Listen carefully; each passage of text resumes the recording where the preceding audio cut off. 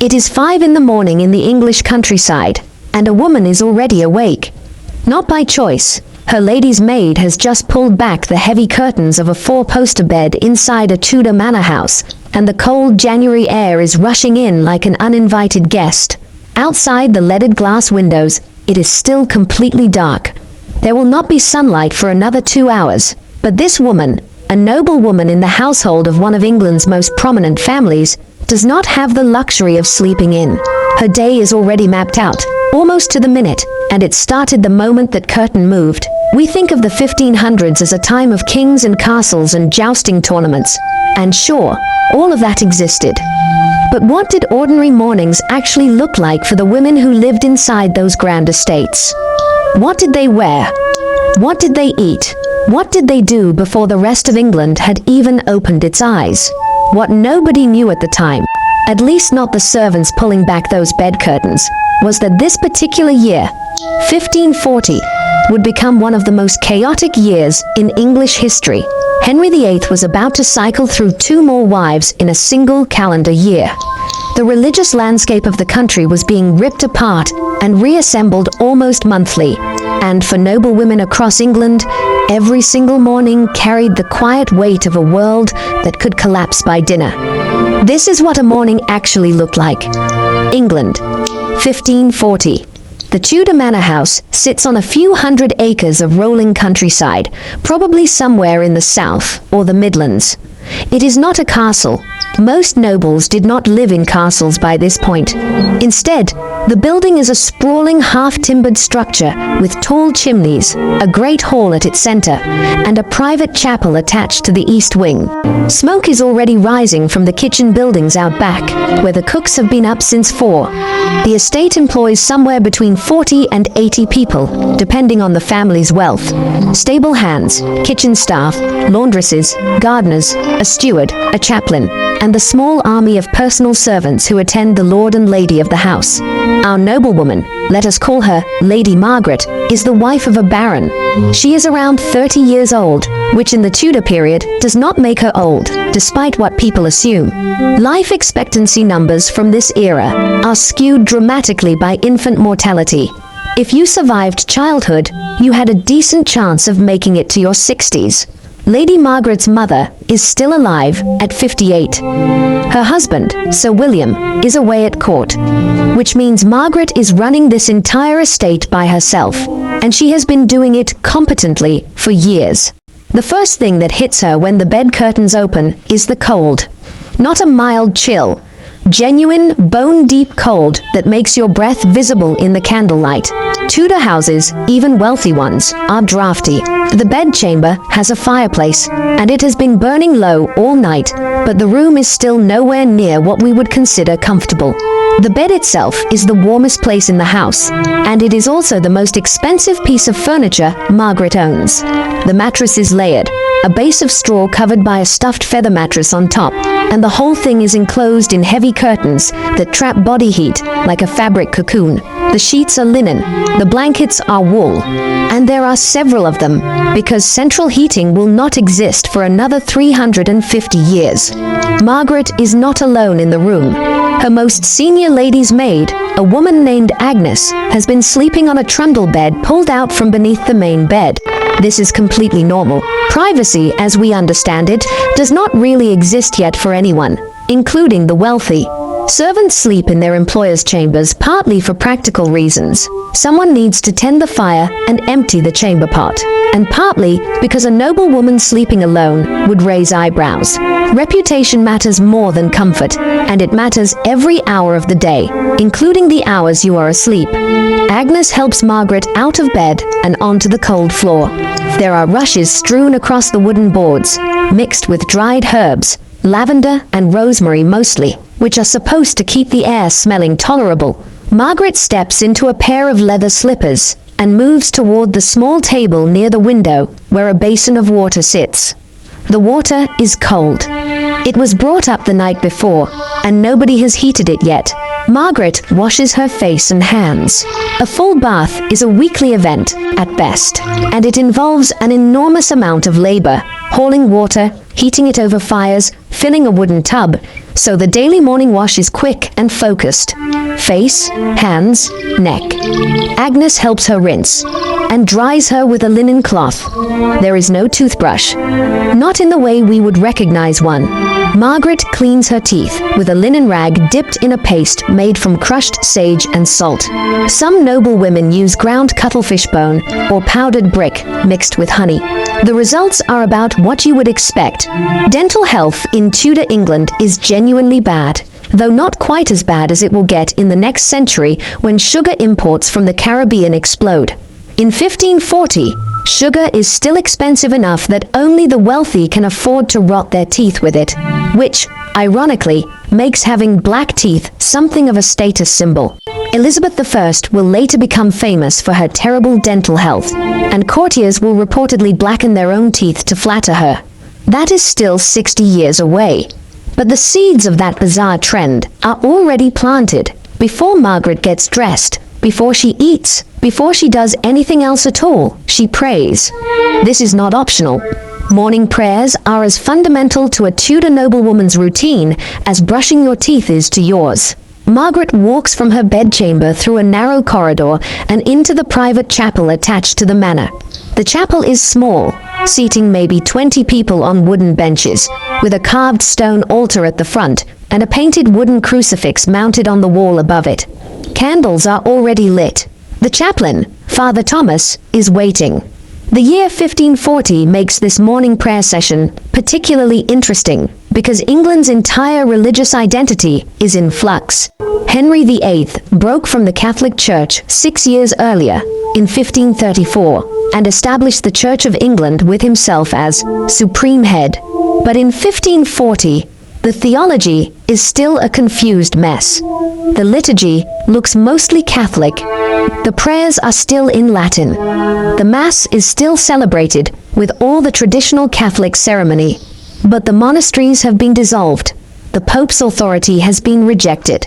And if you are a noblewoman trying to navigate your spiritual life, you are essentially being asked to believe whatever the king believes this particular month, and to adjust accordingly. Margaret kneels on a small cushion and follows the service. She has her own Book of Hours, a beautifully illustrated prayer book that guides devotion throughout the day. Hers was a wedding gift from her mother, hand-painted with tiny scenes of the Virgin Mary in gold leaf and lapis lazuli blue. It is one of her most treasured possessions. She follows the morning office, the prime, reading the psalms and prayers assigned to this hour of the day.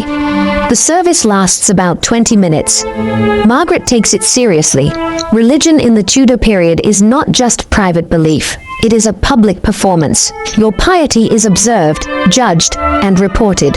Being seen as insufficiently devout can attract the wrong kind of attention. And in 1540, the wrong kind of attention can be fatal. Pay attention to this next detail, because it explains everything about how Tudor noblewomen moved through their days. After prayers, Margaret returns to her bedchamber for the most labor-intensive part of her entire morning, getting dressed. And when I say labor-intensive, I mean that the process of putting on clothes will take somewhere between 30 and 45 minutes, and it cannot be done alone. Margaret's undergarment is a smock, also called a shift. It is a long, loose garment made of white linen that reaches to her ankles. This is the only layer that actually touches her skin. Everything else goes over it. The shift serves as both underwear and a barrier between the body and the expensive outer garments that cannot be easily washed. Margaret probably owns 3 or 4 shifts, and they are laundered regularly by the household laundresses. The outer clothing, on the other hand, is almost never washed. The fabrics are too expensive and too delicate. Velvet, silk, brocade, and heavy wool would be ruined by the harsh lye soaps available in this period. So the shift absorbs sweat and body oils, and the outer layers stay relatively clean. Over the shift goes a pair of stockings, held up by garters tied just above the knee.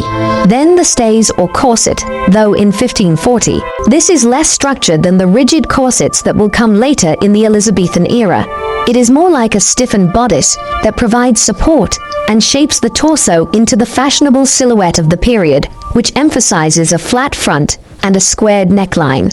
Agnes and a second maid are both helping now. They lace the stays at the back, while Margaret stands still, her arms slightly raised. Then comes the kirtle, a fitted dress that serves as the visible underlayer. Margaret's kirtle is made of tawny-colored wool for everyday wear. She has finer ones, made of silk and damask, for when guests visit or when she attends court. But today is a working day, so the wool kirtle will do. Over the kirtle goes the gown, the outermost layer, and the primary statement of wealth and status. Today's gown is dark green velvet, with wide sleeves that are lined with fur. The fur is rabbit, not ermine. Ermine is reserved for royalty and the highest-ranked peers. The gown is heavy, including all the layers underneath it. Margaret is now wearing somewhere between 15 and 20 pounds of fabric. The sleeves deserve their own mention. In Tudor fashion, sleeves are often separate pieces that attach to the gown with laces or pins. This means a noblewoman can mix and match different sleeves with different gowns, which is a clever way to create variety in a wardrobe without the enormous expense of commissioning entirely new garments. Margaret's green gown has detachable sleeves of the same velvet, but she also owns a pair of heavily embroidered sleeves that she saves for formal occasions. The embroidery alone on those sleeves took a professional needleworker over 3 months to complete. Now comes the headwear, and this is where it gets really interesting. In 1540, no respectable married woman appears in public with her hair uncovered. It simply is not done. Margaret's hair is long, dark, and currently braided and pinned close to her head by Agnes. Over this goes a linen coif, a close-fitting cap that covers the hair entirely, and over the coif goes a French hood, which in 1540 is the most fashionable headpiece in England, largely because Anne Boleyn popularized it during her years as queen. The French hood is a crescent-shaped piece that sits further back on the head than the older English gable hood, allowing a small section of hair to show at the front. It is made of dark velvet, edged with pearls. The effect is striking, elegant but restrained. Finally, jewelry. Margaret puts on a gold chain with a small pendant, a gift from her husband. She wears a ring on her right hand, set with a garnet. Jewelry in the Tudor period is not just decoration. It communicates your rank, your family's wealth, and your marital status in ways that everyone around you can read instantly. There are actual laws, called sumptuary laws, that dictate what you can and cannot wear based on your social class. A baron's wife is permitted certain fabrics and certain types of jewelry. Wearing something above your station is not just a fashion faux pas. It is literally illegal. Agnes steps back. Margaret looks at herself in a small mirror, a rare and expensive object made of polished steel, since glass mirrors with reflective backing are still mostly an Italian luxury in 1540. She adjusts her hood. She is ready. And this is where the story takes a turn nobody expected. Because if you are imagining Lady Margaret floating gracefully through her morning like a character in a period drama, the breakfast scene is about to shatter that image. Breakfast in Tudor England is not the elaborate meal we might imagine. The main meal of the day is dinner, which is served around 11 in the morning or noon. Supper comes in the evening. Breakfast, if it is eaten at all, is a light affair, and its existence is actually somewhat controversial. Some Tudor moralists argue that eating first thing in the morning is a sign of gluttony. Medical advice from the period suggests that breakfast is acceptable for the elderly, the sick, and those who perform physical labor, but that healthy adults should ideally fast until dinner. Margaret eats breakfast anyway. She is practical about these things. The meal is served in her private chamber, not in the great hall. A servant brings up a tray with a small loaf of white bread, called manchet, a wedge of hard cheese, and a portion of cold meat left over from last night's supper. To drink, she has a cup of ale, not wine, which is imported and expensive, and certainly not water. Drinking water straight from a well or river is understood to be risky even in this period. People do not know about bacteria, but they absolutely know that water can make you sick. Ale is the default beverage for everyone in England, including children. It is brewed on the estate in the household brewhouse, usually by a woman known as the alewife, and it is weak by modern standards, maybe 2 or 3% alcohol. Think of it as flavored hydration more than an intoxicant. the bread is good. White manchet bread is a luxury. It is made from finely bolted wheat flour that has been sieved multiple times to remove the bran, producing a loaf that is soft, pale, and almost cake-like in texture. The servants eat coarser bread made from rye or barley, dark and dense and filling. The difference in bread color is one of the most visible daily markers of class distinction in Tudor England. You can quite literally judge someone's status by the shade of their bread, and everyone knows it. Margaret eats quickly. She does not linger over meals the way her husband does when he is home. She has things to do. And this is the part that will probably surprise you the most, because the rest of her morning looks less like a fairy tale and more like the schedule of someone running a mid-sized company. By 7 in the morning, Margaret is in the parlor with the household steward, a man named Crowley, reviewing the estate accounts.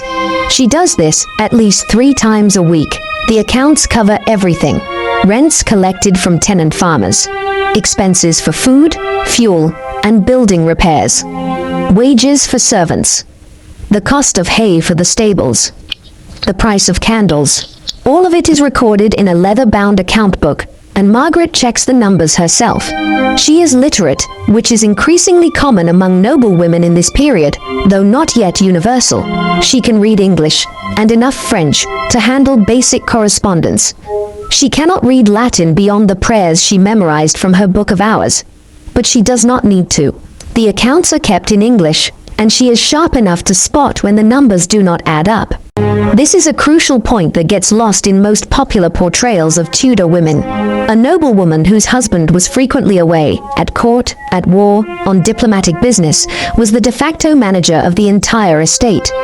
She hired and dismissed servants. She negotiated with suppliers. She settled disputes among tenants.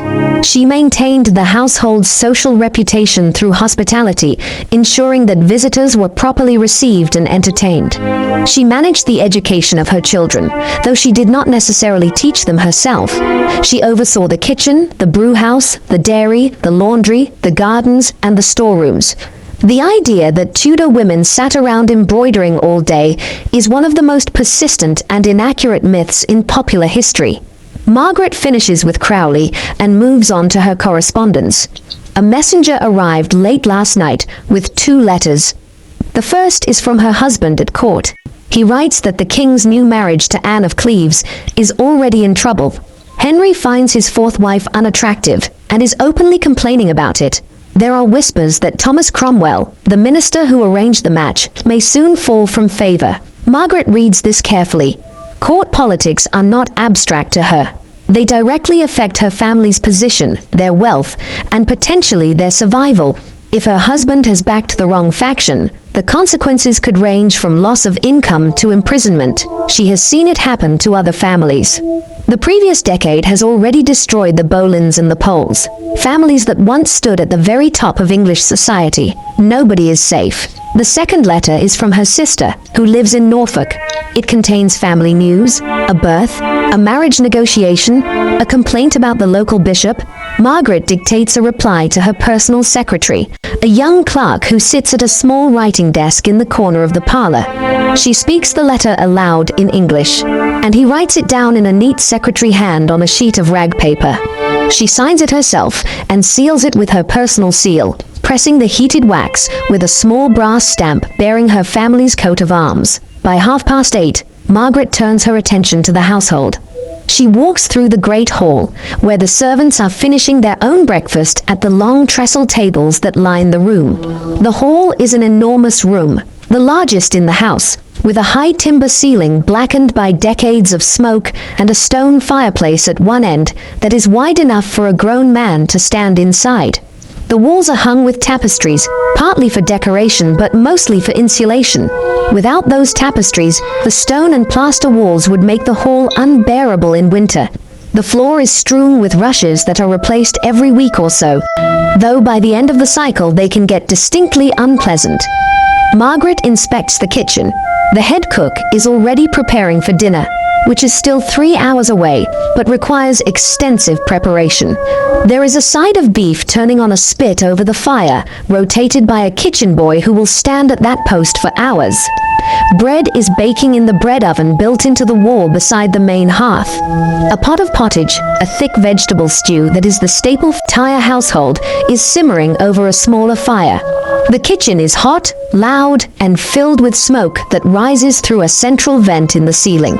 Margaret checks the supplies in the pantry and the buttery, where the ale and wine are stored. She counts the remaining barrels.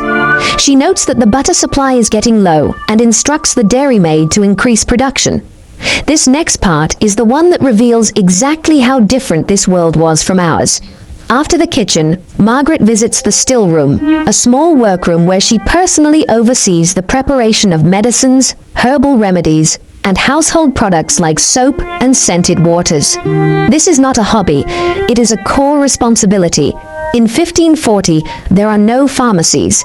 The nearest physician might be a full day's ride away, and even if you could afford one, Tudor medicine is roughly as likely to kill you as cure you. A noblewoman is expected to provide basic medical care for her entire household, and often for the surrounding village as well. Margaret keeps a handwritten book of receipts, which is the Tudor word for recipes, containing instructions for everything from cough syrups made with honey and horehound to poultices for wounds made with comfrey and goose grease.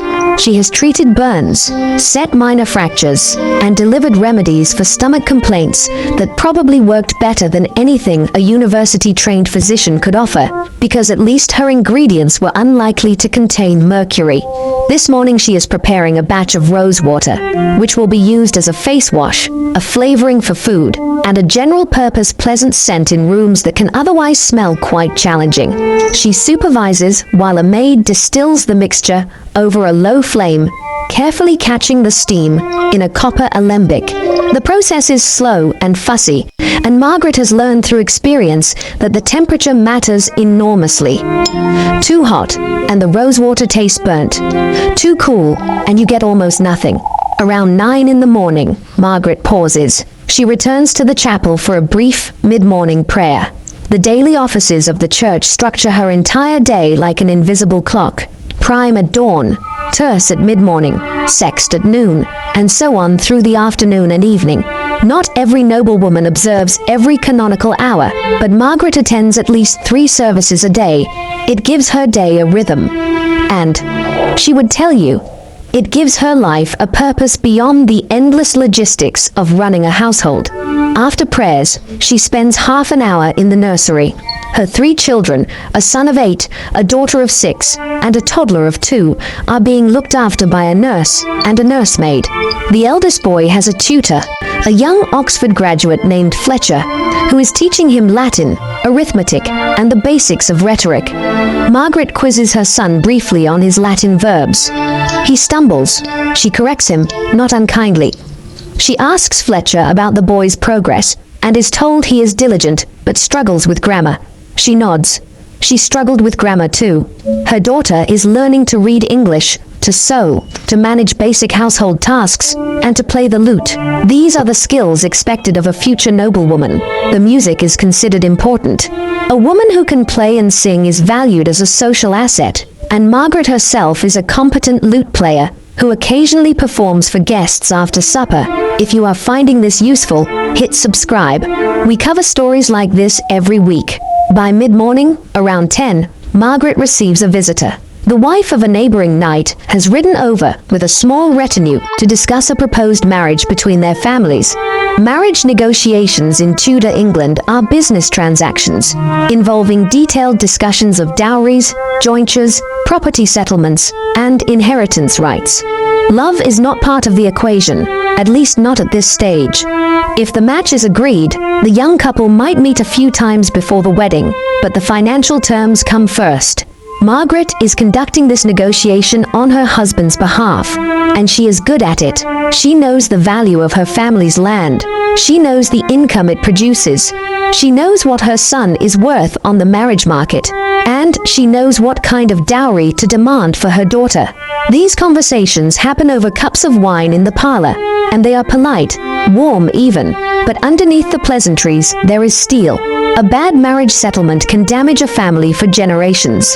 A good one can secure its future. The visitor stays for about an hour. Margaret walks her to the courtyard, where the horses are waiting. They exchange promises to write. Margaret watches the small group ride away down the muddy lane that connects the estate to the main road. She stands there for a moment in the late morning light. The English countryside around her looks almost exactly as it will look 500 years from now. Green fields divided by hedgerows, a muddy track winding between bare winter trees, a church tower visible on the horizon in the neighboring village. The January sky is low and grey, and pressing down on everything. A flock of crows lifts off from the oak trees at the edge of the deer park and wheels overhead, cawing. Somewhere in the distance, a dog barks. The air smells like wood smoke and wet earth. But Margaret does not have time to stand around admiring the scenery. She turns and walks back inside. Dinner will be served within the hour, and as the lady of the house, she needs to be present in the great hall, seated at the high table, performing her role as host and authority figure, even when there are no guests. The servants expect it, the children expect it. The entire elaborate social machinery of a Tudor household depends on her being visible, composed, and in control. And this is probably the most striking thing about Lady Margaret's morning. From the moment the curtains of her bed were pulled open in the freezing dark, every single minute was accounted for. Prayers, dressing, breakfast, accounts, correspondence, household inspections, medical preparations, childcare, education, and political negotiations. All before 11 in the morning. All performed in 20 pounds of velvet and wool. All conducted in a world where a letter from court could change your family's fortunes overnight, where the king's mood could determine whether your husband came home or went to the Tower of London. We tend to imagine Tudor noblewomen as passive figures, ornamental, trapped in their grand houses, waiting for their husbands to come home and tell them what to do. But the reality is almost the opposite. These women ran complex operations. They managed people, money, food production, healthcare, education, social networks, and political intelligence.